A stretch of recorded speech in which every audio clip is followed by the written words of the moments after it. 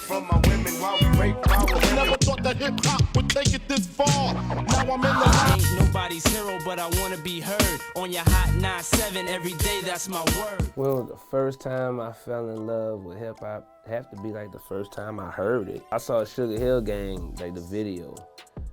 My dad was watching something at one of my uncle's houses. It was actually time for me to leave though. It was time to go. I was like a little guy walking out with my family and seeing bruh rapping on the stage, and I was like, all right, that was my first encounter with it. Never heard that whole song in completion, and then I saw Breakin.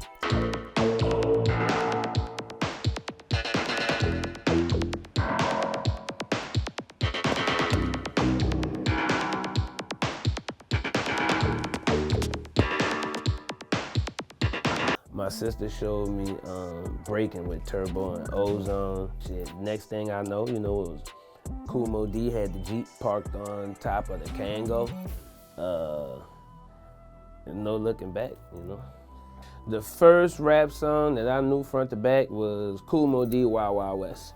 I used to live downtown, 129th Street, Convent, everything upbeat.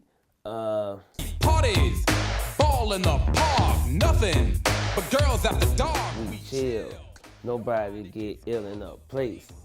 We call it hell, but if you triumph, that's when it will get wild, cause they don't fight, they kill at the Wild Wild West. Yeah, nigga. Yeah, it's cause my sister loved LL so much. So, of course, I'm her little brother. I'm like, who don't like LL Cool J? Like, who don't like the nigga my sister likes? So I'm like, well, Kool Moe Dee, like that was my dog.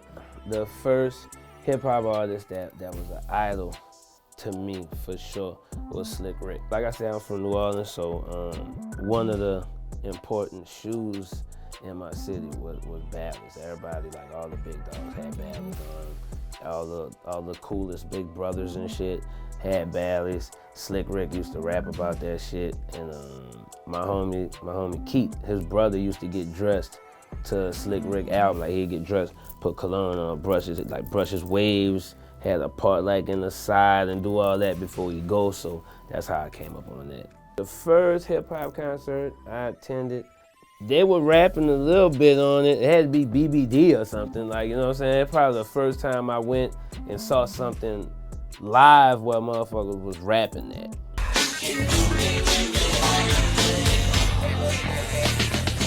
Smooth and slow, sexy tempo. Hey, trying to find that bodily flow. I got protection, now I need affection. Swing the booty in my direction. We didn't have concert money. It's not like I was going. And then I'm from New Orleans, so I don't know how often like artists were coming there. I remember seeing BBD. I remember seeing Janet Jackson. You know what I'm saying? Like when I wasn't in control of what concerts I was at, Janet Jackson control.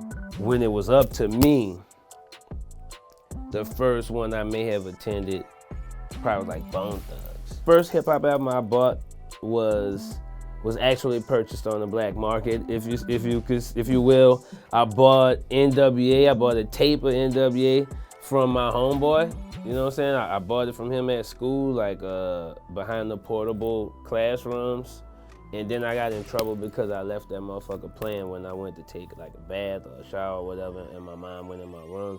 When I came back, she was like reciting the lyrics to me and like, yeah, you know, unhook everything, put everything in my room. Video game, radio, everything. I remember that. My mom bought Diggable Planets tape for me, like when I started to get all my equipment back. I was punished for a hell of a long time. What up, man? It's Currency, Jet Life. We want to wish hip hop a happy 50th.